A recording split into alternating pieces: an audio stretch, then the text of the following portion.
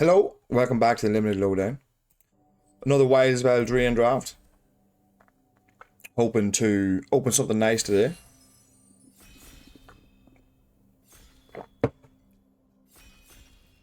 Quick queue as well, always nice to see. Now I'm at the point as well where I feel comfortable enough having played how many drafts am I in now? Maybe 15? That I'm not gonna bother using 17 lands anymore during the draft. It's distracting for everybody involved, including myself, and I really don't feel like I need it. Now, there are two real choices here. So the Princess Takes Flight is a card I'm very interested in. If you can get Stockpiling Celebrants, if you can get Stockpiling Celebrants are ways to bargain it, or if you can get a Hopeful Vigils. So you have a Hopeful Vigils, Princess Takes Flight, and a Stockpiling Celebrant. That's like a core, an unbelievable core of your deck. Now I had a deck. There's actually a video of it in this channel. It was one of the easiest trophies I ever had, and it was 4 Stockpiling Celebrants, 2 Princess Takes Flights, and I think 3 Hopeful Vigils, as well as a bunch of other good cards. There's also that or Sleep Cursed Fairy. Now, realistically, Sleep Cursed Fairy is very strong, because it's a 1-mana 3/3 flyer that has to be dealt with, but that puts you in blue. I'm still going to take it, but I think Princess Takes Flight might actually be a safer pick, a more sensible pick. So we could have gone Princess Takes Flight into Stockpiling Celebrant, which would have been amazing. Now here we have Charade, or we have the Spell Stutter. I'll tell you what I'm interested in trying out though. Maybe a blue-white, just a straight-up flyer, sort of aggressive deck. And not this tap deck. See, a 4-mana 2/3 that comes in, taps a creature and draws you a card. It's pretty good. So I'm gonna pick Charade here, because nobody's gonna be wanting to play a blue-white. And I'm interested to see if we can build a blue-white deck. So I guess we're going Sleep Cursed Fairy into Charade, and we're playing how would you say? We're gonna have an experimental one this time. You know, because there's Flick out here, or there's Rat out here, both cards that are much better than Cheeky House Mouse. But I'm gonna try and see if I can build a blue-white aggressive deck. So I'm gonna take the House Mouse. So this is an experimental draft. It's that time of the season. You know? I might live to regret it, but we'll see.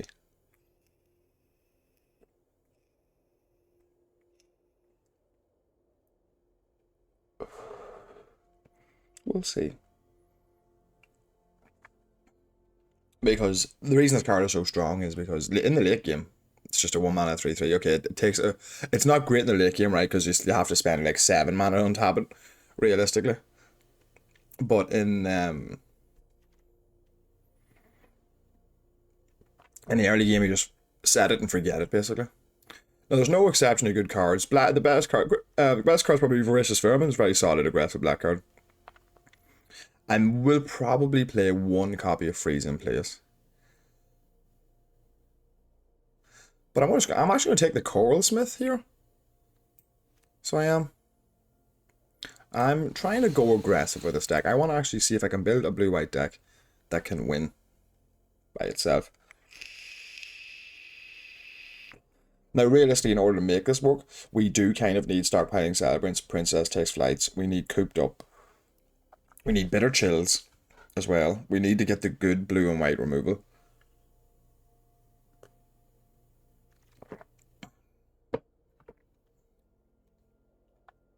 So we'll get plenty. We're seeing plenty of blue and plenty of white. Now there's a very strong possibility, right, that we actually will see into the Fake Court come round. With a Toastful Baron and Territorial Witch Stalker, probably not. I'm still going to take the Courtier here because it's such a strong card if you can put rolls on. But then how many rolls are in blue and white? Not that many, actually.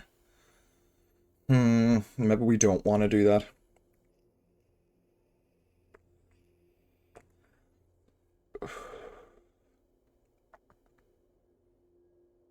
I'm going to take it, I think, still, though. We can just find ways to bargain it off instead. There's good red and black cards again. People are undervaluing these, but they're probably not as valuable now. I'd say the format has adjusted, and rat out and flick a coin, the -1, -1s, or the X1 hit is maybe just not as strong as it used to be. Now, I'm not going to bother picking Tuna Veil Guide because we can probably get it back on the wheel. Probably won't though. Probably be Intangible Virtue. But I want to take the Snare Master Sprite. It wants to be in this deck. It's a creature. Solitary Sanctuary I have actually found to be very strong. When I start playing it, I find it to be one of the better build arounds for this deck, so I am going to take one.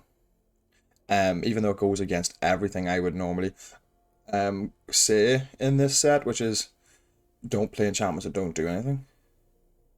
But it does tap something and put a stun counter on it. I'm going to take it. When I played against it, it was excellent.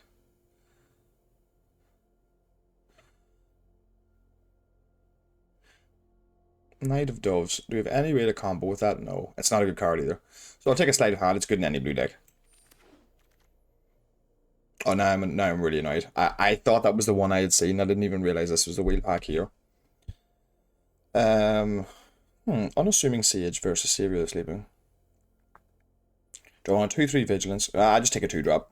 I need 2 drops.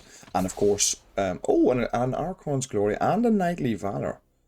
I think I prefer the Glory though, so I'm going to take the Glory.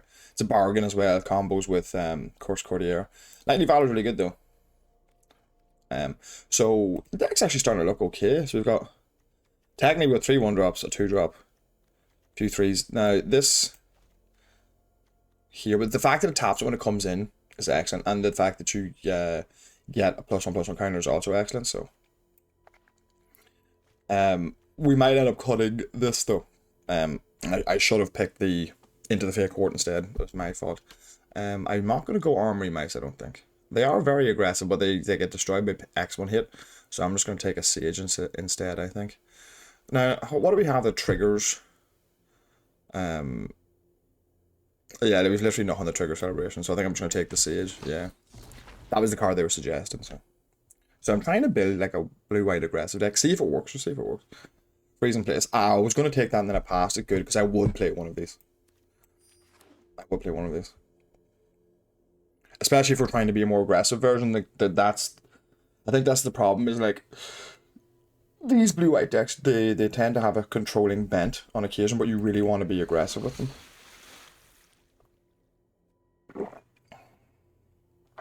No, I picked a, what do you call it? I picked a Merfolk Cordsmith very early last game. Or sorry, that's very late for Gnawing Crescendo to go. I find it to be a great card.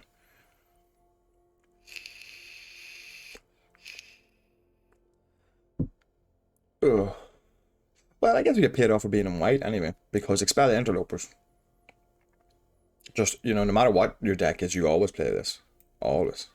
Idea being, it gives you an effect that you can't get elsewhere, which is that if you're losing, just reset the game or play a slower game.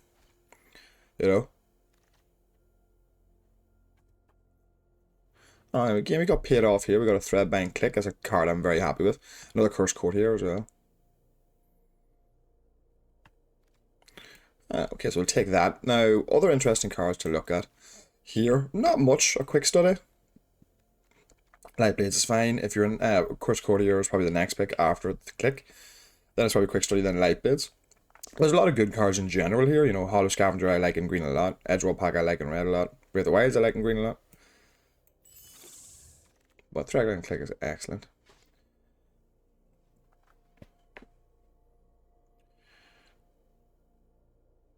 How many instant sources we have? 1, 2, 3, 4 there. 5 if you count that. So I could just take a Frolic and Familiar here and just play a 3-mana 2/2 flying prowess. It's that versus Quick Study or Virus. I think I'm just going to take the Familiar and just play it as a straight up blue card. A 3-mana 2/2 that can be a 3-mana 3/3 or whatever is very, very good.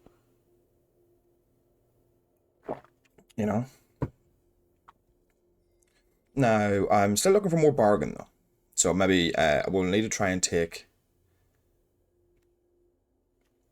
Cannon's Lightblades if we see it, because without more bargain, this Curse Courtier is not going anywhere.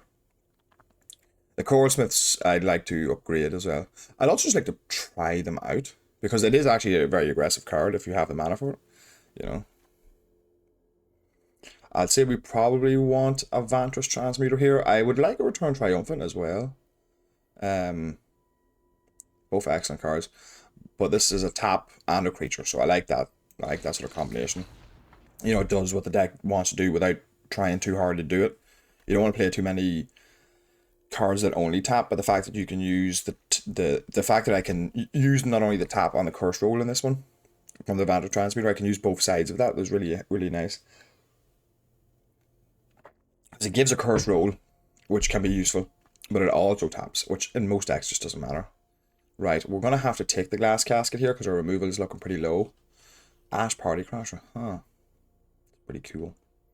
And a Hammock Glutton as well. Interesting. Good cards here. The Snare Master Sprite's another card I would be interested in taking, but I saw one earlier and I see this one, so they'll probably wheel. We have to play a Glass Casket, but I want to see it cooped up and I want to see a Bitter Chill. So I want to see if I could get like 2 more pieces of removal. I'd take a Light Blades as well. I really would for the Courtier. So right now we have one way to get that roll off him, which isn't enough. So not enough. But the deck's actually looking alright. 1, 2, 3 1-drops and 2 2-drops. So we need more 2s. Our 3s are pretty solid even if we pick no more up, as are our 4s. So we need to focus on the lower curve cards. We could take a Gingerbrute, that'd be cool. We could take a Snowmaster Sprite, they might wheel. We could take an Into the Fake Court. Is this where we pick up an Into the Fake Court? How aggressive are we looking? We're looking pretty aggressive, to be honest. Yeah. We have Expel Emperors as a reset button. No, I'm going to take another Sprite, as crazy as that sounds. Moment of Valor. Cut in? No, that's a late cut in. Protective Parents, Misleading Modes. I find Misleading Modes to be far, far, far too slow. So it's either Moment of Valor or Obira's Attendance, or however you pronounce that. Oh, that's a difficult one. I haven't been overly impressed with that card. It's picking it for me, but I'm not sure. But am I going to play a Moment of Valor? Yeah, probably not. Oh, we got the Ice Rod Sentry back. That's actually perfect. I want all of the cards in this pack. Well, mine's the piece of place, but we're going to take the Ice Rod Sentry. And we're probably going to take the second Ice Rod Sentry. When you cast Master my value or greater, I only have 2. I think I'm just taking the second Ice Rod Sentry. They're exactly what the deck's designed to do.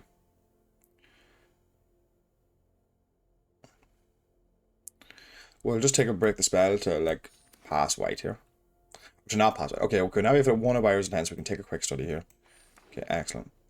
This can often be the problem. I'll just take this for the rare drafting. This can often be a problem with the... So we were supposed to be red, blue in the seed, I think. This can often be a problem with when you pick up colours that people aren't interested in. Is that you get so many cards, it's hard to know what to cut now. I suppose that is a good problem, though. Not a very good pack for me. So Aquatic Alchemist I'm not interested in. And we've like, we're not changing at any point. So we're stuck with what we have here. So I think we just take another really average 2-drop here, which is very depressing for a first pick. But I think it's the correct pick as well. Great cards here. I'm not so sure about Thunder's debut now, but Fairy Fencing's a good card. Howling Galefang's a solid card as well. But the Wilds and the Candy Trail are both useful as well. But I'm trying to keep super focused because I think maybe a more or less an aggressive blue-white deck might be the correct build. And I'm not sure if this is the right version of it. But we're trying, you know? We're trying here. Disdain for Stroke, no. Spring Season, no. Nah, nothing great here. So, we might take a Stormkill Prowler as another 2-1, but that's probably a bad idea. We could just take a Gingerbrute.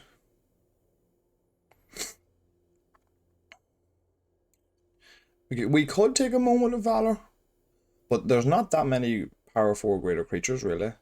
But I think we are going low on removal. I think we take this, unfortunately. I'm interested in taking the Gingerbrute, but we already have 3 1-drops, so I don't know how useful I don't know how valuable it is necessarily. We have 3/1 drops. They don't have haste necessarily, but. Oh, okay, so we got another Ice Rod Sentry. Best displayer. I don't think so. I think a third Ice Rod Sentry is where we want to be. Respire is excellent, don't get me wrong, but we need to play a red source in order to make that work. Which I suppose does make our Frolic and Familiar slightly better. No, I think I'm just going to take the Ice Rod Sentry.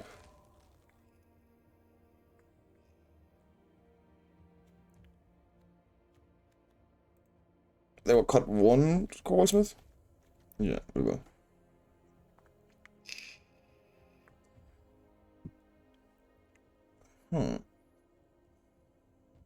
No. Some interesting cards here. Like I said, I think blue-red is actually where we were supposed to be. Funnily enough. Would I take a Crystal Grotto? Does that help me in any way?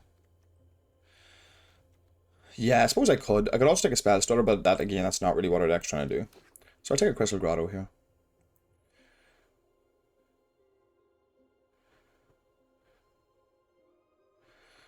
Charm Clothier. How much do we want another 5-drop? Not that much, but it is a good card, though.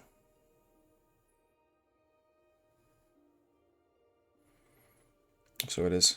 The Royal Roll is worth something. It makes our Curse Courier better. We might be cutting him, though, so I don't know if it's worth playing one of these cards. Yes, I know Edge Roll Pack's the best card, yeah.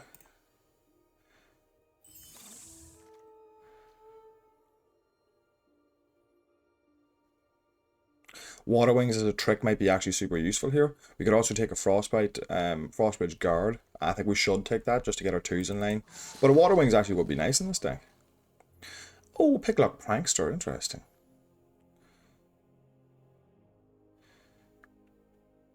Two mana, 1/3 flyer.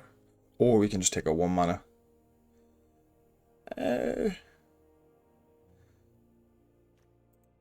Instant Sorcerer or Adventure. No. It's a really good card, but I don't think we want it necessarily. Yeah. So like I said, red, blue seemed like where we were supposed to be. Torch Tower 8th pick. Hearth Elemental 8th pick. I will take the Stopgap. That's actually kind of exactly what we need right now. So that's us with 2 bargain. And we picked up a Moment of Valor, which I'm not surprised we picked up, to be honest. I don't know if it's enough to play both of the Curse Courier yet, but we'll see. But like now my 2s feel a lot better. So I got 3 Sages and a Frostbridge Guard. That's pretty solid. I could take another 2/1, or I could take another 5-drop. I'm never playing 2 copies of a Buyer's Attendance. It's just not happening. So yeah, we'll take another one of these and consider playing it. We're not going to play 2 copies of that, so. We'll take the Spell Stutter, but I don't think we're necessarily going to play it. We'll take on Moats as well. We might want the removal. Another Moats, yeah. A Toaster Admirer. Alright. Now, we're going to have a wee look and see. We did not draw. We did not get much removal at all, unfortunately. All the good white removal was obviously taken. And so was a good blue removal. So we got all the blue junkers, but none of the good blue removal. So we'll keep all these. We might cut Sleight of Hand. We'll keep all of these. Frostbridge Guard, Glass Casket, all of these. We might cut that. We have to cut this, I think, at this stage. We might cut that. We might cut that. There's 3, 4, 5, 6 2-drops and a quick study. Yeah, I like that. Threadbind Click, Phantom Transmuter, Charade of Numbing Depths. So the 2 Navale Guide.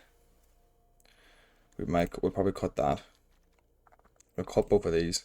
Now, how much tapping do we do now without all of that? 3 ways to tap here. And we've bargain here. We've nothing to bargain actually now that we've taken out the Curse Courier. So 1, 2, 3.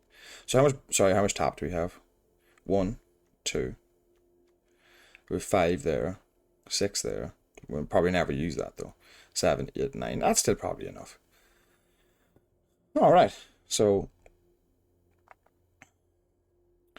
maybe we cut 1 more Coralsmith. And then that's us at 17 lands. That sounds probably about right. Yeah, and then we could play this though. Nah, I don't think so. Now, removal ways, we've got Glass Casket, and we've got Johan Stopgap. We probably do need to play one Moment of Valor in that case because our removal suite is so weak. So play one of those. We'll keep it as so, and then we need to cut. We're not cutting any of these. We're not cutting any of these. So you need to cut probably something higher up. Maybe cut the attendance. But we also need ways to win, though. Is the thing.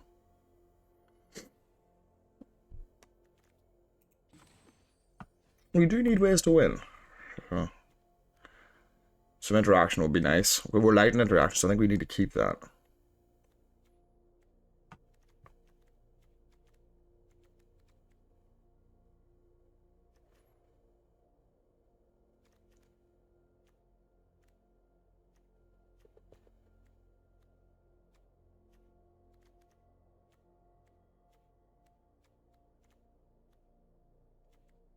We've one bargain.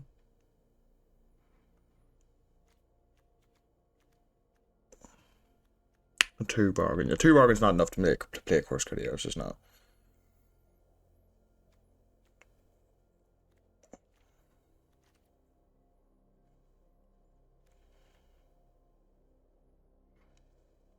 I'm not a misleading moats fan at all. There's too many ETBs and too many adventures. This format is just not a good card.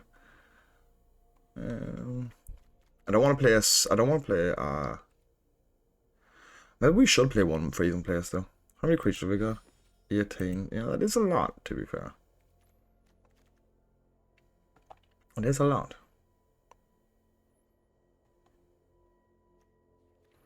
Which just makes this better, not worse. Okay, so maybe we play this and we cut Moment of Valor then. And we try to push through. And we can't. I don't know if we have space for the Sanctuary. 1, 2, 3, 4, 5, 6, 7, 8. That's where we want to be if we're being aggressive. Expel the Interloper is just a reset button.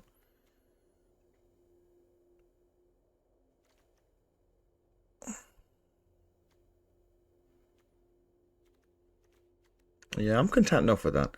Johan Stopgap, we can bargain away this Cursed Roll if we need to.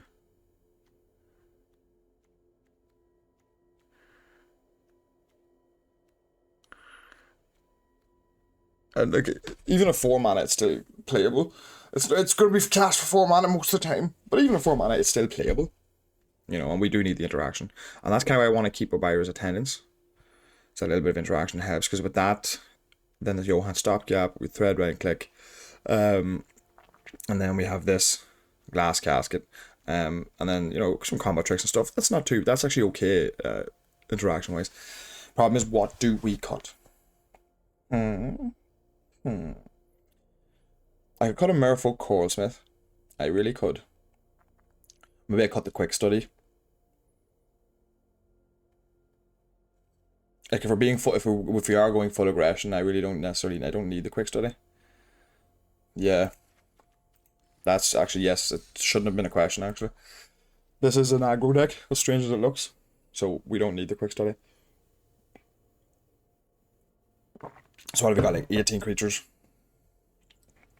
And then some interaction. But I'm interested to see if it works.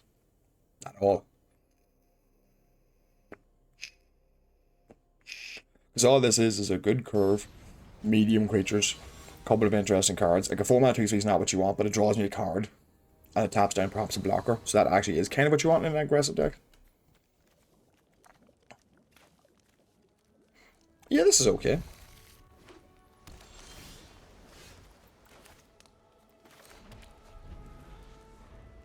Now the problem is, if stuff goes a lot bigger than us, we could be in trouble.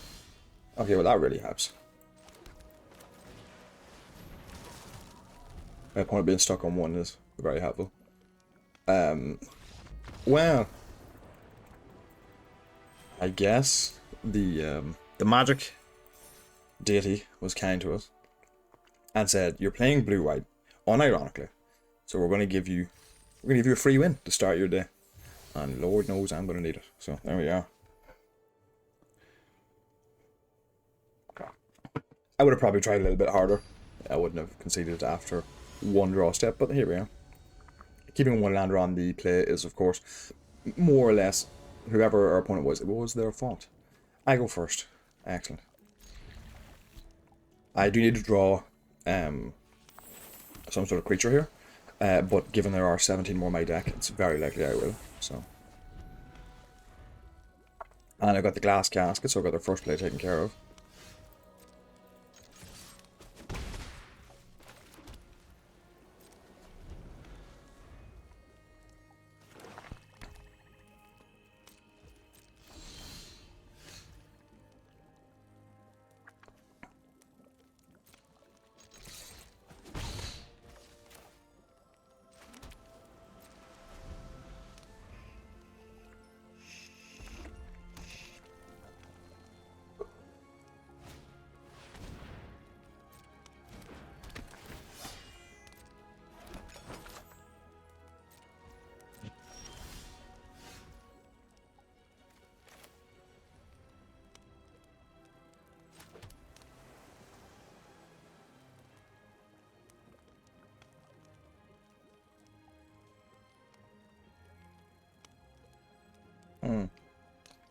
Draw another white source. Okay, so I can just glass casket that right now to stop him from getting value. And I think that's unfortunately what I have to do, but it's such a waste of mana.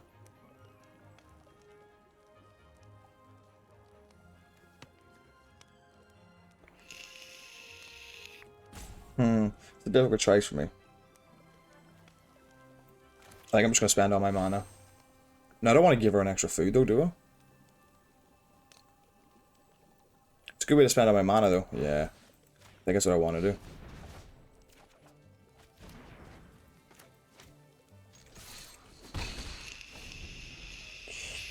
I just want to spend all my mana though. He's probably going to replay the same card, you would think. Kind of fair. Interesting choice to just do that. Okay. But now I can just play the Ice Rock Sentry. And my turn.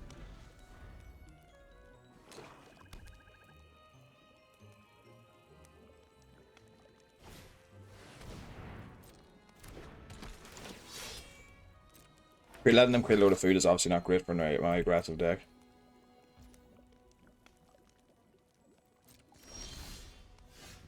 Now I have 6 mana.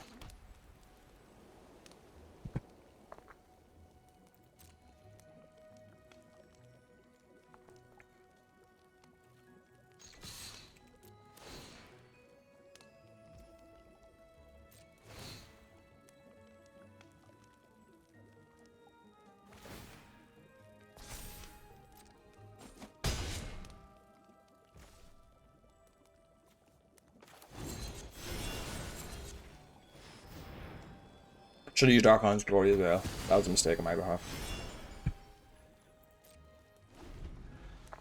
That was a mistake on my behalf. Should have used Archon's Glory there.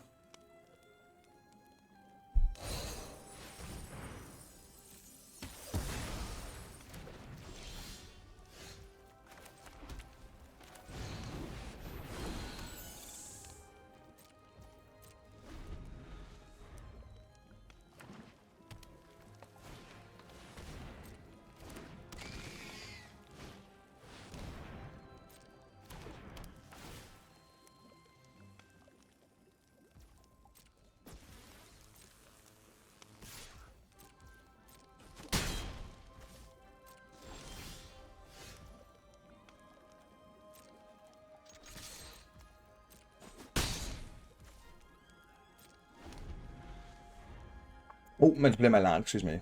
Clicking through there too fast. Opponent's drawn a lot of lands, it seems.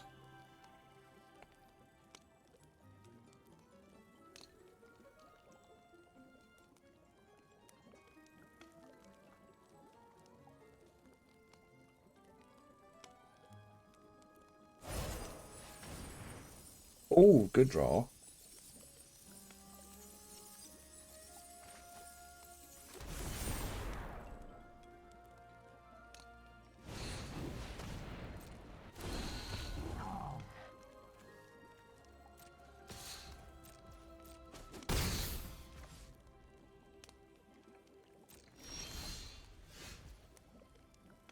Well, that's nice to have.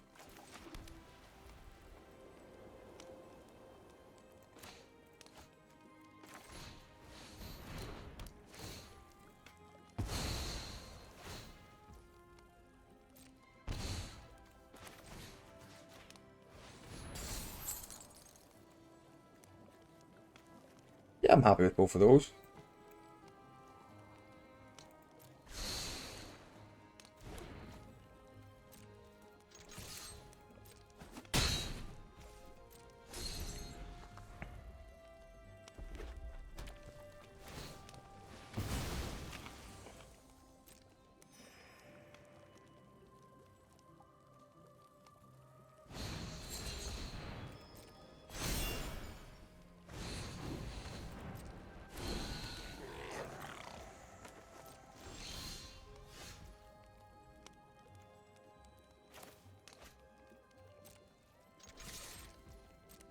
It's nice to have the expel. The interlopers is just a straight up removal spell here now. Okay, I guess the cycle. Okay, cool. Still has 6 life, so he's still on a veritable 13.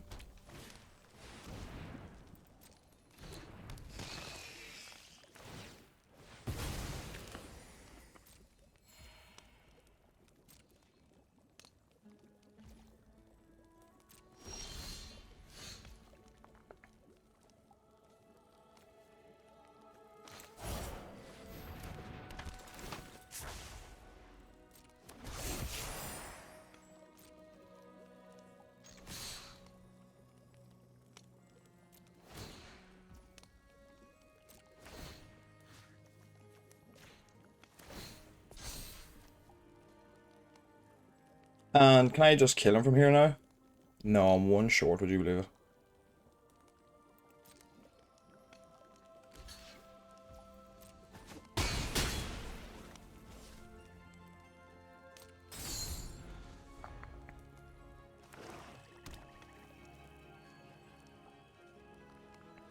I just get to expel the interlopers next turn. Say 4, right?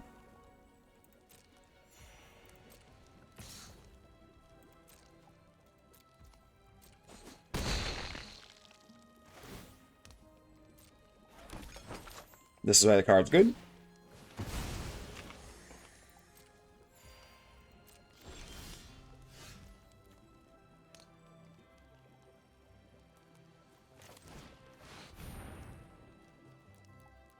Say 4.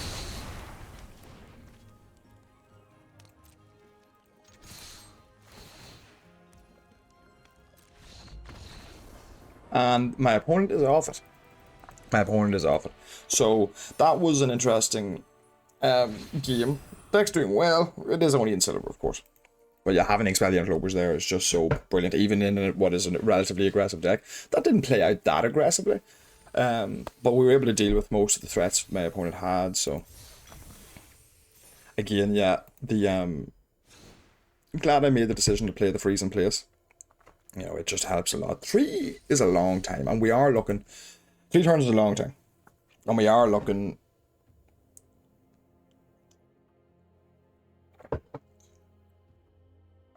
to close the game out before then. Now, it would have been close if not for the expel the interlopers there, and then almost certainly we would have lost if it wasn't for expel the interlopers there. So, but the deck seems to be performing all right. It's again, it's a very simple deck. It's just a cabby curve orientated deck. The Ice Rod Sentry plays very well, and I think I'm also very glad that we didn't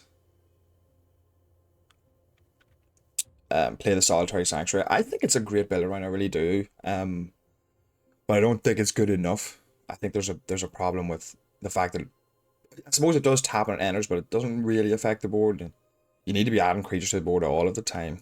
You know, if that was a R3 drop instead of a creature, we could very easily lose a game because of that. Now, in the end, towards the end of the game, though, it's a great card. You know, if you combo that with the Ice Rod Sentry, your opponent's in a lot of trouble. I'm going to keep this hand. I do need to draw a blue source, though. But I've got very good, it's a very, very strong hand, so. And if worse goes to worse, I can just look like I'm stuck on the same colour and just expel and get advantage that way. Which might be what we end up doing at the moment.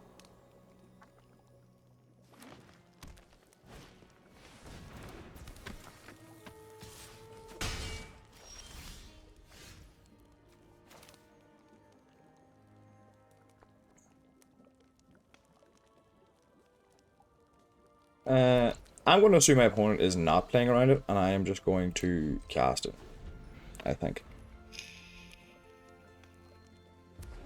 He might think I have a counter spell. Prism, yeah. Okay, sort of playing around it, that's nice. Play one more. I think what we'll do is we'll pay the mana, we'll play the Sage into it, so it looks like we actually are doing stuff. So we're getting rid of this guy. Totem chance, very nice.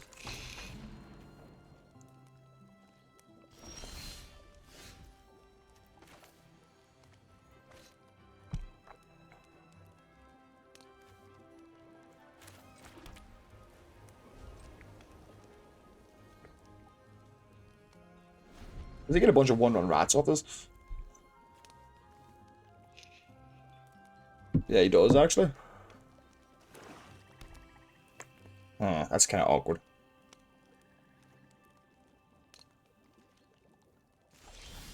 Okay, my opponent has committed to playing around this. So I think I'm just going to go Ice Rod, Sentry. Into Frolicking Familiar.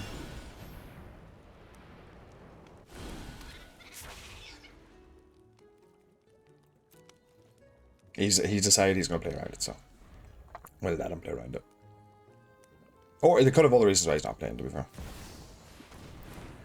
At the beginning of your upkeep, an opponent will more creature sacrifice and accepts over 2 years after this card shuffle.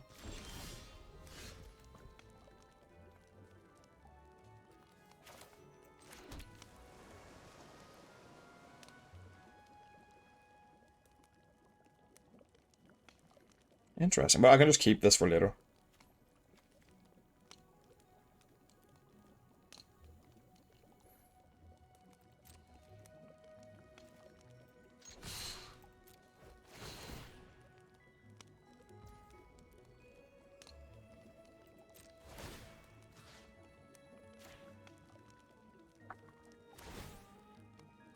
The good thing is, he's probably going to get something really big.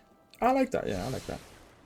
And if he wants to take something to take this hit, which is 9, it's a hit for 9. Yeah, but he's probably going to play something really big, so.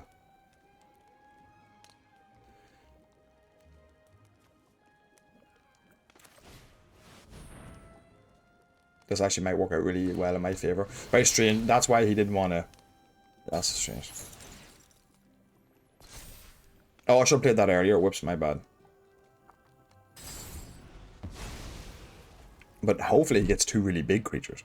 And I can just expel them anyway. Because all my creatures are 2 and 3.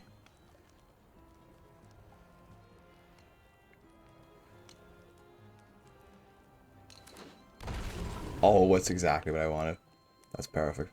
They don't have haste or anything. So I can just expel interlopers for 4. That works out really well.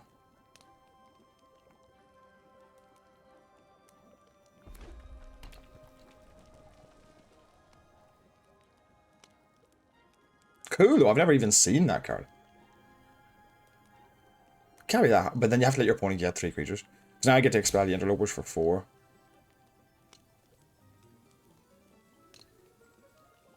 I'm sure he has some sort of removal. For sure, you would think. Oh, that's even better. That's even better.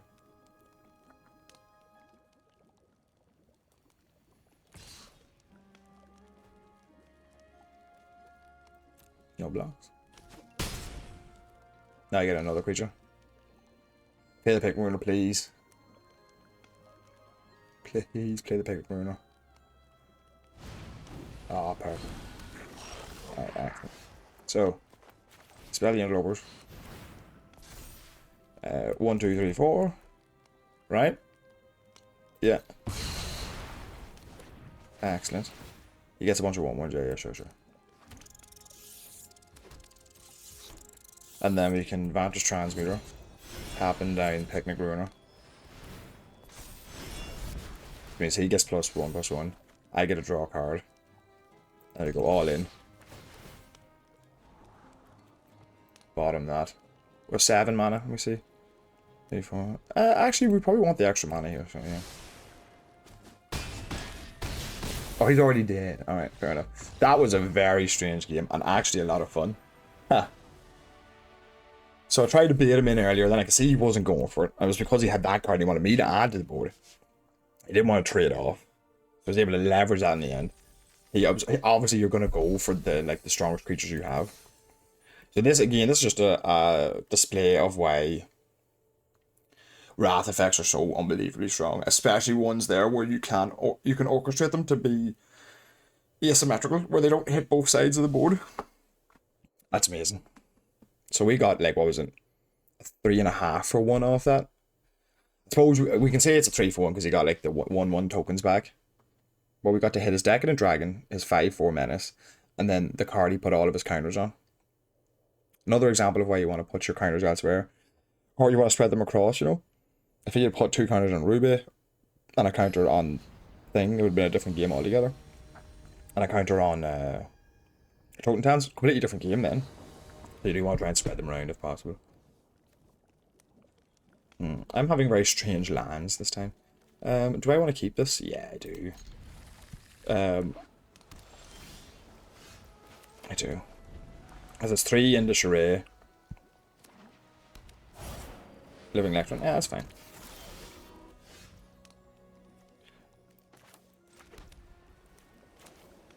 He's not getting through, so he's not...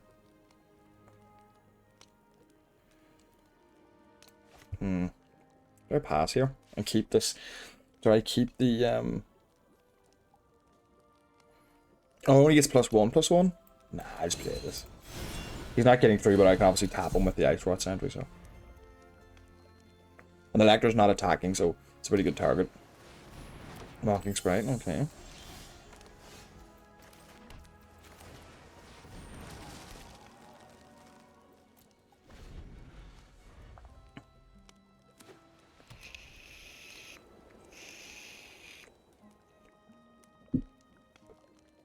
The Elector's gonna slow us down a lot, though. Sure, I have nobody. Nice, I have the same card, bro.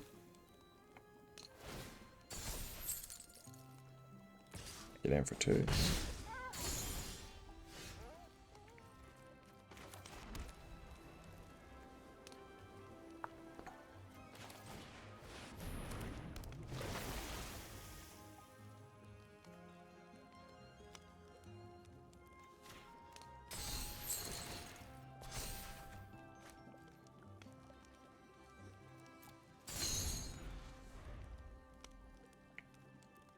Very similar board here. 2 rays, both of us have a 2/1. And then we both have silver. But the good thing is the Ice Rod Sentry can tag his last year. Whenever you can tag 1 more fairies, draw a card, then discard a card. When you discard a card this way, poke once again. Ah, okay, we're in trouble.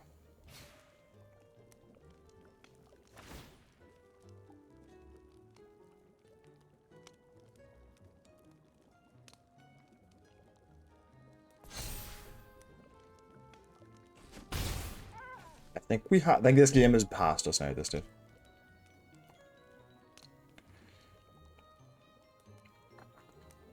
Yeah, he needs a way to keep the Ice Rod Sentry pinned down, or else I can be able to run away with that. Yeah, yeah. That's correct there.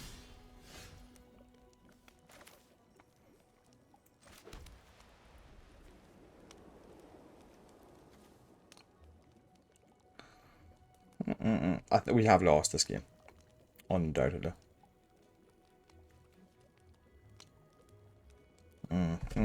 This game is over.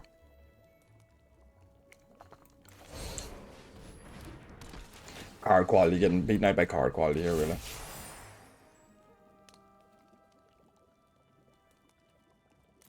And the Electron putting in work, so I can't attack past. Yeah, really good. Sort of blue-white flyers.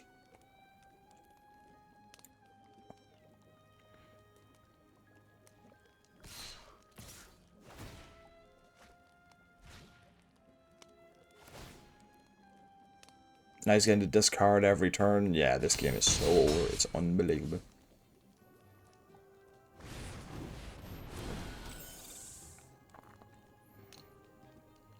But we'll play and see if we can do it. So Glass Casket's really helpful.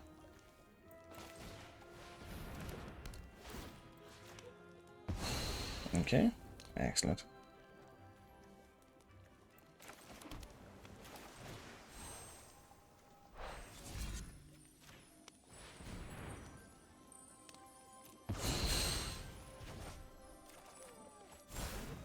Expel the Interlopers, brilliant. So that's an answer to his Threadbane click. So it is.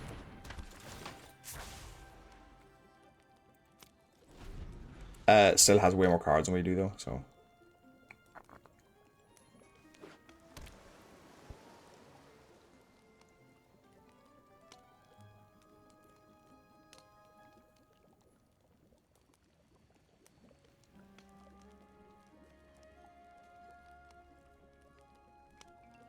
Again, the game still, but we did okay out of that. We did okay out of that exchange.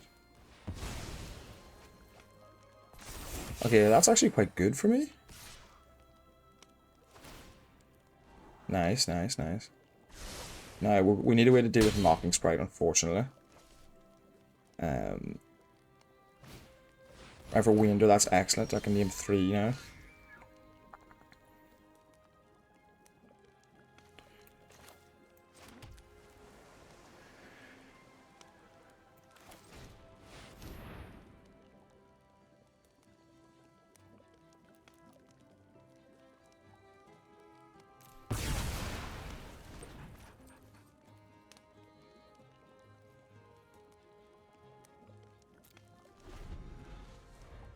No, I had to crack it off there because I think a single enchantment would have bodied me there. So, 3 blind mice.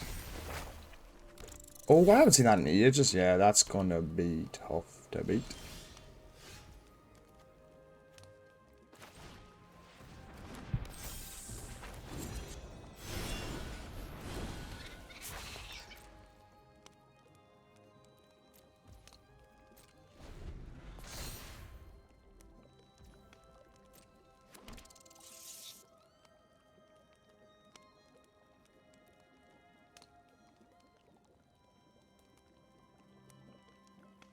Now, given I'm at 7, I'm priced into trading with this Mocking Sprite. He shouldn't attack it though if he's got this effect coming up.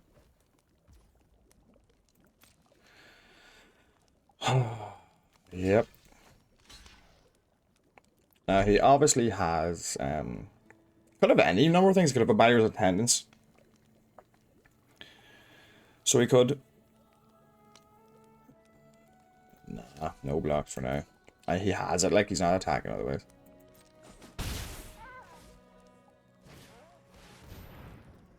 He's gonna turn the Blind Mice to his hand. That's cool, but actually probably would slow the whole thing down.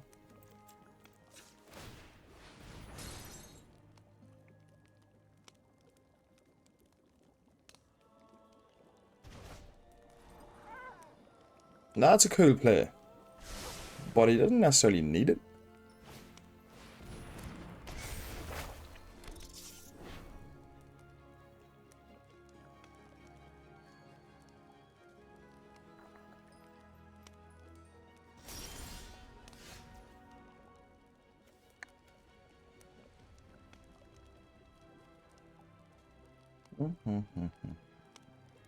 I could use the lifelink, so I need to hold on.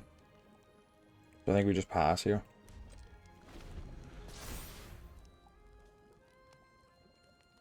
This game is over. So it is, I know that. But I'm just trying to think, like, how can I get through it? Hopeful Vigil, another great card. This is a very nice deck. Hopeful Vigil, Threadbane Click, 3 Blind Mice, Stockpiling Celebrant, really nice deck.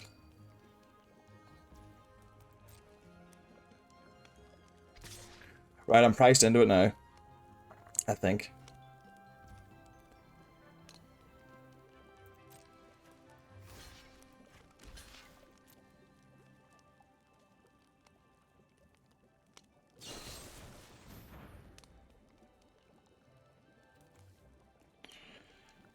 Now, if I use Archon's Glory now, let's see, what's the chance we draw in Bargain? Yeah, that means it still survives and then kills a sprite, so it's like a pretty decent trade for me.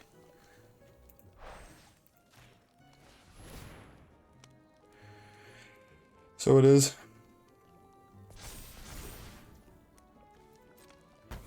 I know it still dies, but I need to get this sprite out of the way.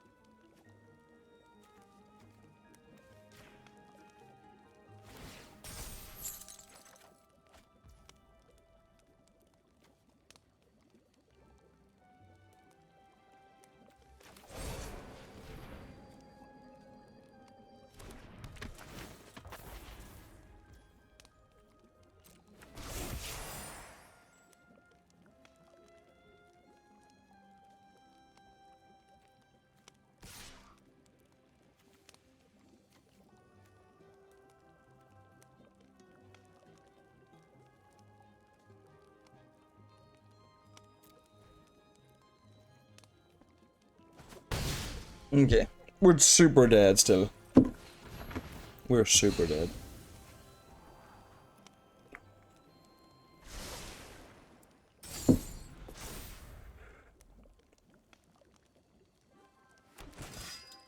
So you have 7 creatures.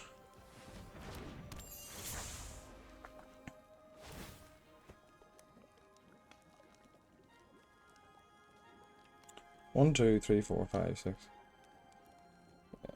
I don't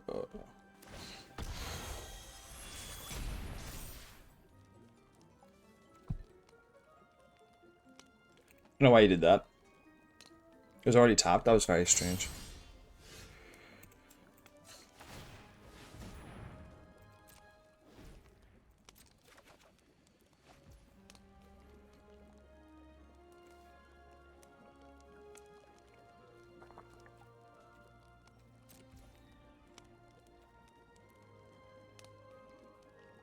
Now, I'd rather have a blocker.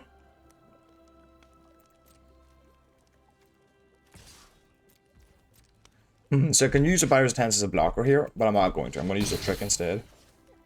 1, 2, 3, 4, 5, 6, 7, 8. 1, 2, 3, 4, 5, 6, 7. Yeah, so I'm okay. +1/+1 is fine. A lot that I can deal with. I am super dead. But I'm going to have to chomp a lot of them. But I might have a chance.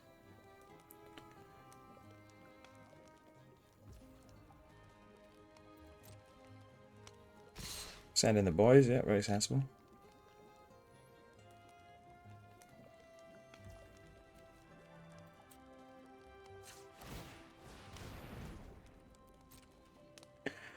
So, what cards do we want to keep alive? We want to keep this 3/3 alive. We want to keep this 2/3 alive. We want to keep this 3/3 alive. And now it's Chump City. So, we'll chump here. Chump here. Chump here, right? And chump here. Now, we are taking 2. And we are taking 2, right? That's 4. Chump City. And we can then... No, that's 4, so we can actually keep something alive here.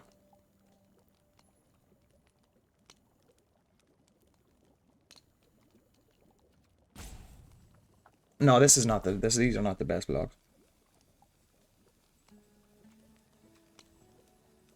So they're not. I don't think.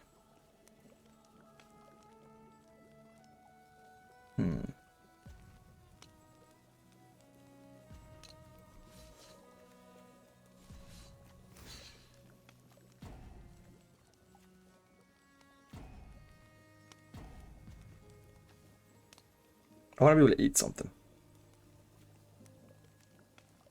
Oh yeah, that's not being, yeah, put that there. Then the message here. Yeah.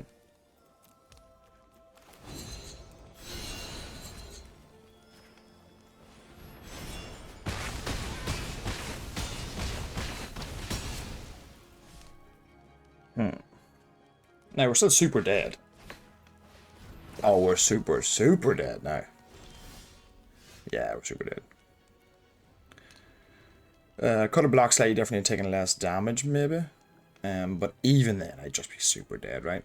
So he attacks that there, plays 3 taps on the main down. So I have 3 blockers against 1, 2, 3, 4, 5 creatures. No, we maybe could have done the blocks a little differently though. But here. Good game, my brother. Good game. Yeah.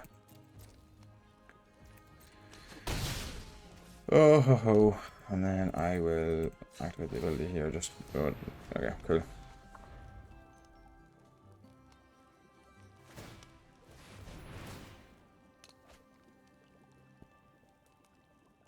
I never had. Yeah, I think I could have done those blocks differently. Maybe.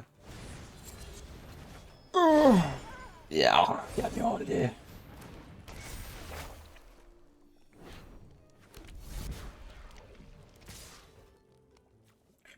Block there. Block there. And take 4. Good game though, that was fun. You know? And I think we actually did alright. You know, given how things panned out and the way that game started. I think we did alright for ourselves to get anywhere near back into it. I'm gonna actually have to go back and look because there might have been a better way to block there. I needed to probably kill more creatures than I did, but I don't think I had any way to do that. I don't think I had a single way to do that.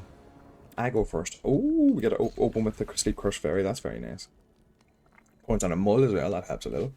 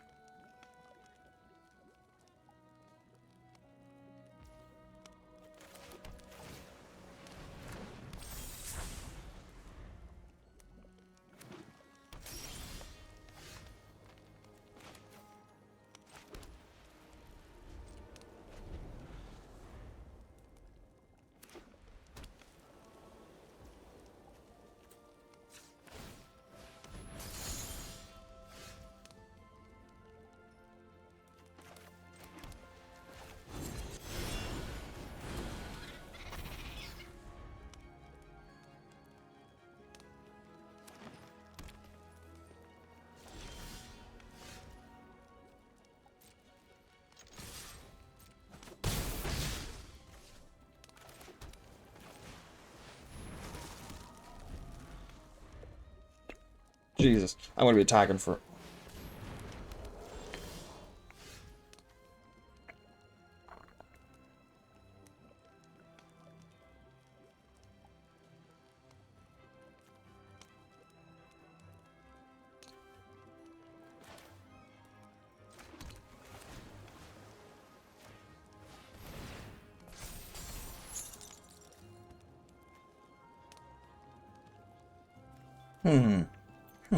Not sure which one I want first. This is a wonderful attack, excuse me, because I get to tap this down. This goes to a 4/4, and I get to attack for 10. So this is a wonderful attack, and he stays tapped down. I'm not sure which I want in which order. I think they're both fine in that order. I don't think it matters because I'm going to be casting everything I have in my hand anyway.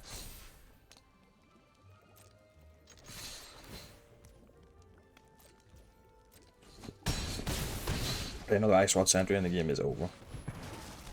Oh, in that case, I actually do want the Snare Master Sprite first. Not, yeah, I was going to say not that it really matters, but yeah, you would want the Snare Master Sprite. Then I could tap the next thing he plays and boom. Even though I can just pay to tap anyway. Ice Rod Sentries are really good cards. You know, this sort of we're sort of playing a more of a how would you describe it? It's almost like the taps in this deck are side benefits, and it's not built around the taps. I think that's the way you want it to be in all of the decks. You want to have cards that have it tacked on in some way or another that can still add power to the board. I go first. I have a 2-drop here. I have a 1-drop. I could get really stuck here, but if I hit one more land, I'm in a great place. So, and I have the freeze place to slow him down, so I'm gonna go for it. This is greedy. I could get very heavily punished. But I only need one more land to really keep going, and I have actually enough to do while I'm stuck on 2.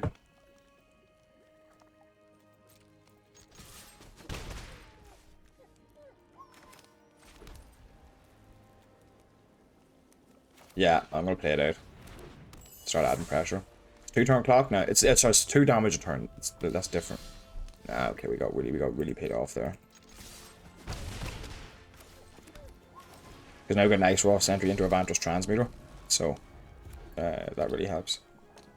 Or we could just freeze in place.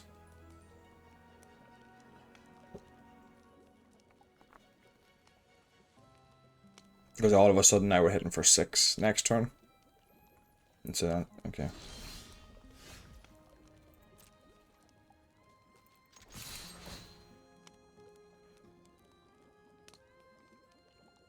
Probably got Feed the Cauldron.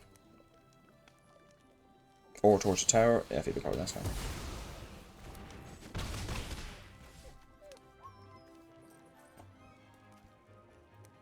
Still just gonna play another one though.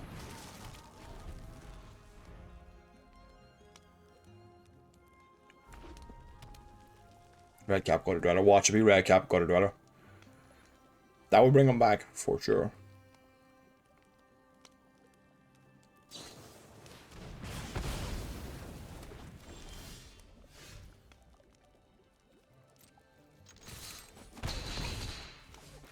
I'm just gonna play the Coral Smith here. I'm gonna hope to be able to transmute her next turn.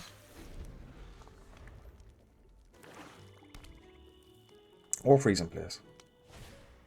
Oh my god, I called it. I called it.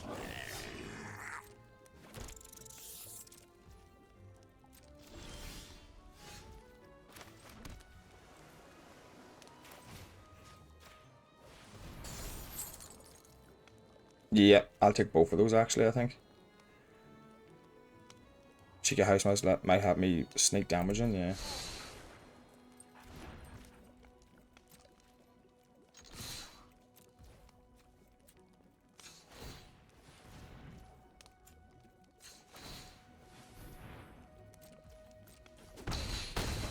Well, that was actually very risky because he might have had Rat out.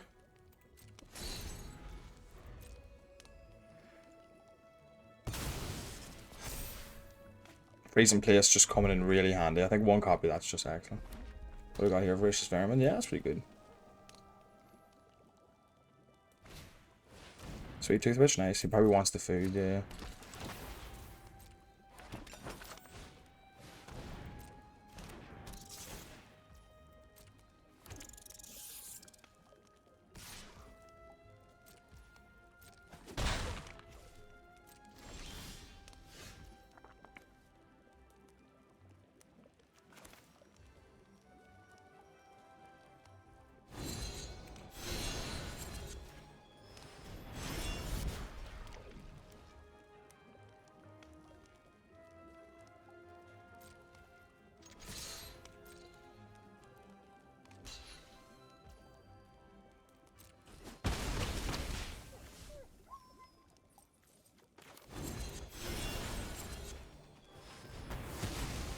Alright.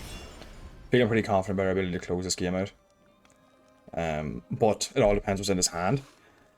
And if he has a lot of cards. But I have a lot of flyers, so.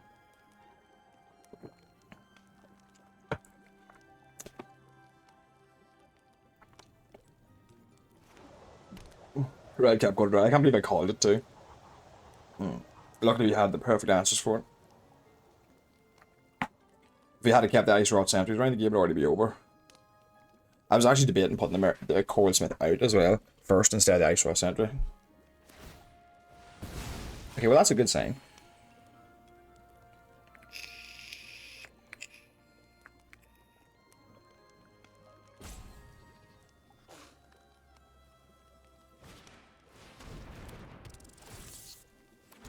This is another good sign.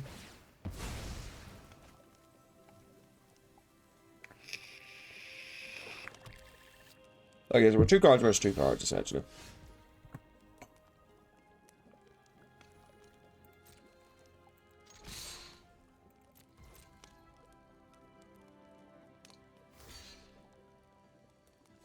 You could double block, yeah.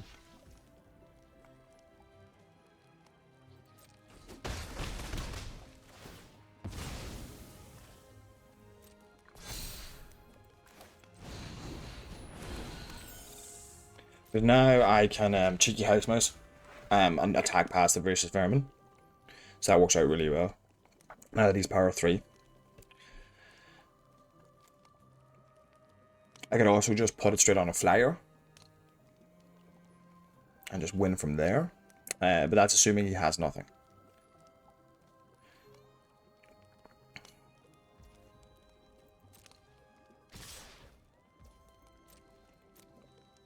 Even 9 crescendo doesn't kill me here. Yeah, still doesn't kill me.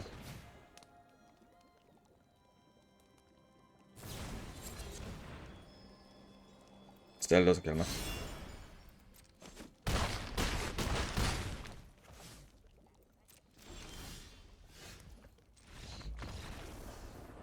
I guess he didn't do his math. The double strike trick would have killed me there. But he didn't have it, so should have maybe played around the double strike trick.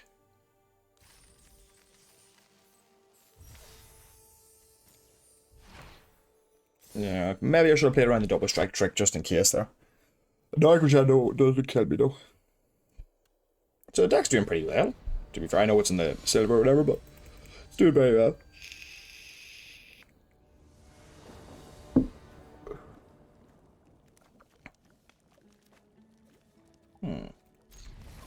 So I have a... Alright, I'm not going to play the Snare Master Sprite at this stage. I'm just going to pass. Play the Guard, Sprite, Sage.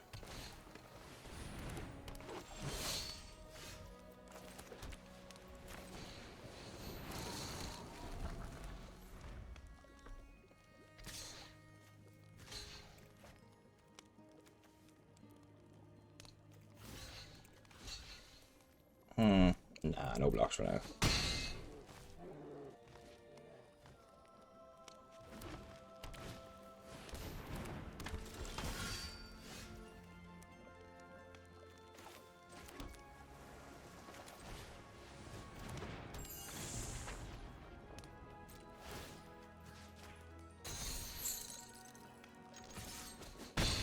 Here, I think I will trade. Yeah, I will. If he's a trick, more power to him. If he just has a way to get it back, that's fine.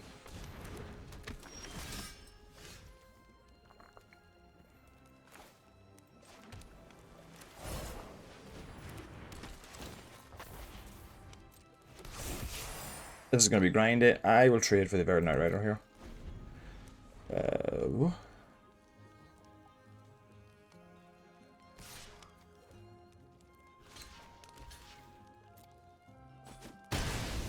Fine with that.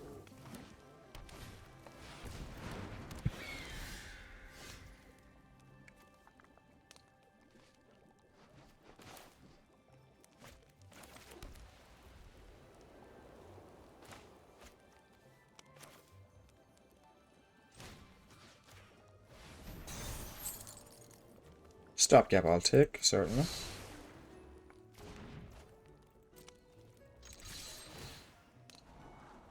Yep, I'll keep stopgap.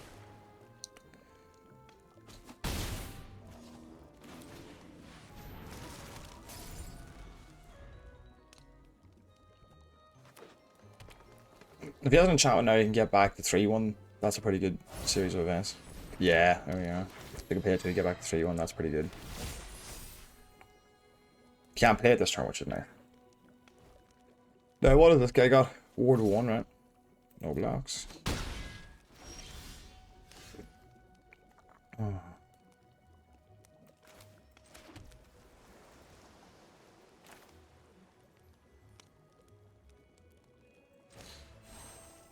Not gonna bargain it.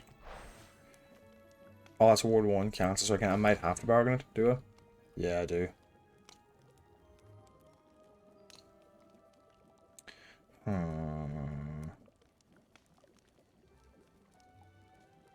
Well, yeah, I have to bargain it for 3 and then pay 2. It's gonna be pretty hard for me to catch up if I don't do this. Yeah.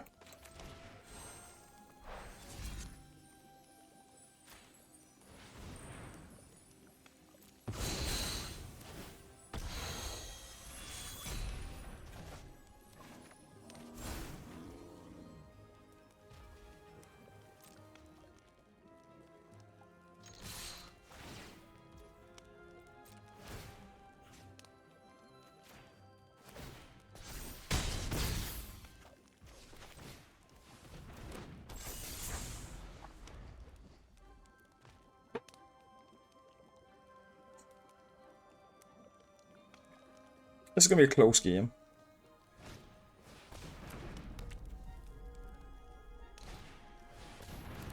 Oh yeah, just a good way to spend his mana. Yeah, nice.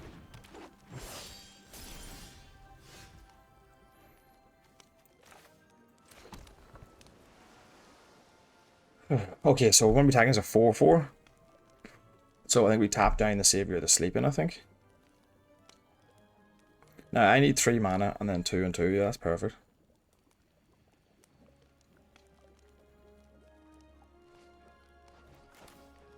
Is that right? No, he's got 2 strong cards on him right now, right? So I untap him, he goes to 1, and tap him again, he goes to 0. So I need to be able to untap him 3 times. Okay.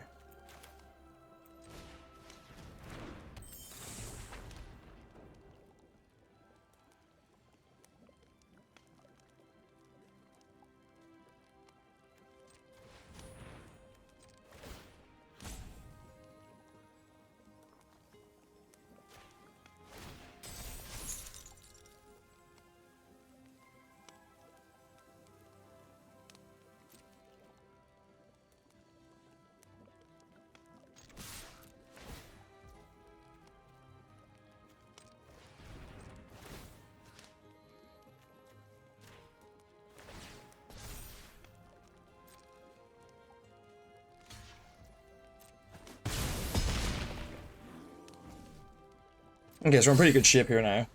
God, this Ice Watch Sentry is so good if they can't interact with it. Armory Max, that's not going to do anything. Drive Parents, that's also not going to do anything.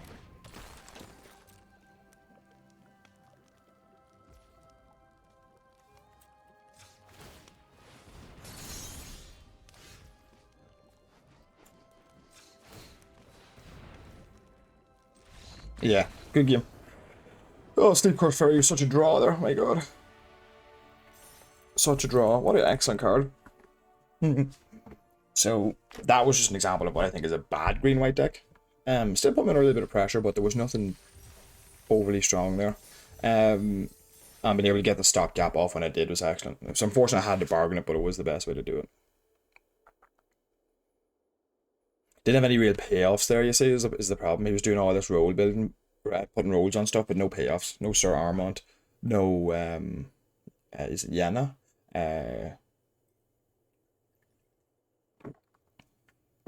Because that 3/1 Trampler is not a great payoff. And the Protective Parents is a terrible enabler. You know, and then that 2/3 is not a great payoff either. He didn't actually get a single counter from enchantments the way it worked out, and that's always the way it worked out, I find. I'm going first. No, I think we mull this hand. I think we mull this hand. We've got plenty of stuff to do on 2, but we don't have a very aggressive draw in any shape or form.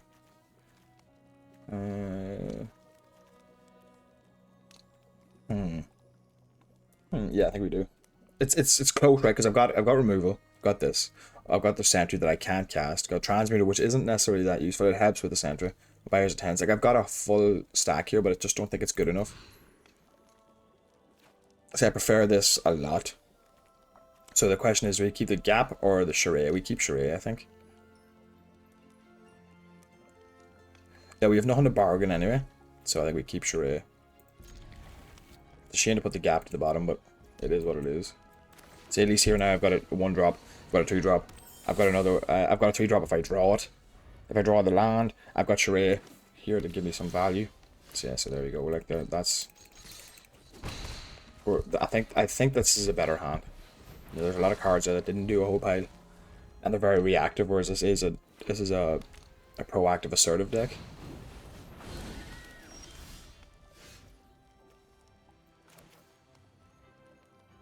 I'll trade for Bramble Familiar all day. Yeah. Now we could be in trouble here. Because obviously he's going to be able to ramp out now. So, but if he ramps a 4-drop, I can Snare Rancher, Sprite it, and then I'm in decent shape. He could have cooped up here, could have Glass Casket. He might also have Curse the Werefox, that would work on Bramble Familiar. Might do Vanguard. Okay, that's not the worst. He's got 1 white, nothing for 1 white. So I think we're going to Snare Master Sprite here, tapping down the Red Tooth Vanguard.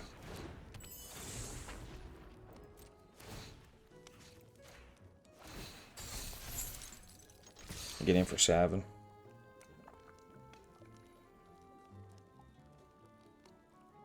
Does he have anything for 1? Oh, here's the Bramble Familiar. I'm an idiot. I forgot about the Bramble Familiar being untapped. He had 2. Cancel Light Base is the first thing I thought of too. But that's actually not too bad. Now we need a little bit of luck. Because with a bit of luck, we can play a Charade. Aha! Yeah, I thought about that too. Yeah, that would be a good one. So this is sort of now we're behind at this stage. Because we just got 2 1-1s sitting there. So is he debating whether he wants to attack or not? If he is, that's a good sign. He doesn't have anything, you would think. Oh, Sleep Curse Fairy is pretty good. Drop Sleep Curse Fairy. Drop an Unassuming Sage. Just add more bodies to the board. Now we're in decent shape.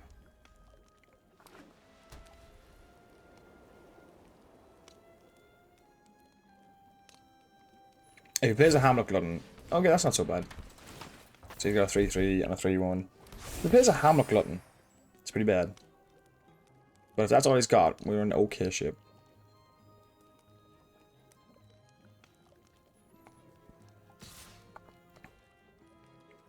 No blocks.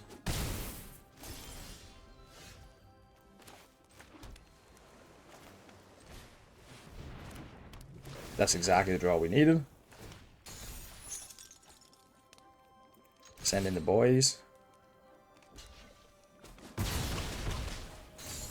Okay, we're in good shape, and then there's a nice aggressive 3-drop. That's nice. Season of Growth. Oh, I love what my opponents pay cards that are no good. Although with Curse the Werefox in there, he declined. See, there you go. We're trying to. Oh, that's pretty good. Pretty good. That's a young hero roll. Okay, cool. But that defensively, that ore is not strong. Now,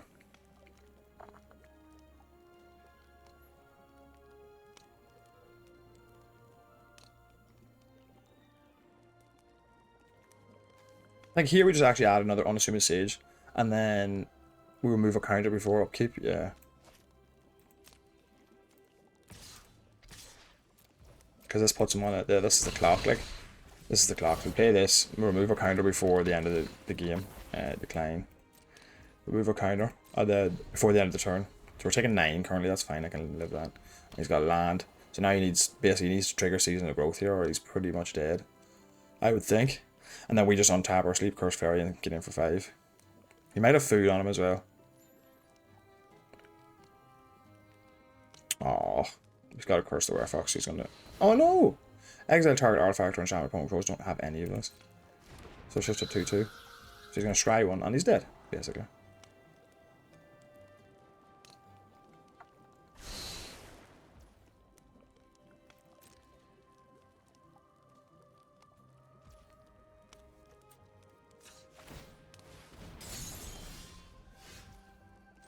Yep, and that is that. Ah, interesting. Managed to get 7 wins with an aggressive blue-white deck. Now, having said that, it wasn't silver, but I don't think you can argue that this deck wasn't effective. You know, I thought it did a good job of everything it was trying to do. So we'll have a quick look and see who the real winners were in this. So we'll obviously we'll drag across the obvious one. Sleep Curse Fairy, excellent. Spell the Interlopers, excellent. So those were the 2 cards that won me quite a few games. Now, outside of that, Charade was very solid. Didn't do massive amounts, but it always replaced itself. And on occasion, I did draw a second card off it. The Ice Rot Sentries were amazing. Absolutely amazing. Brilliant way of putting pressure.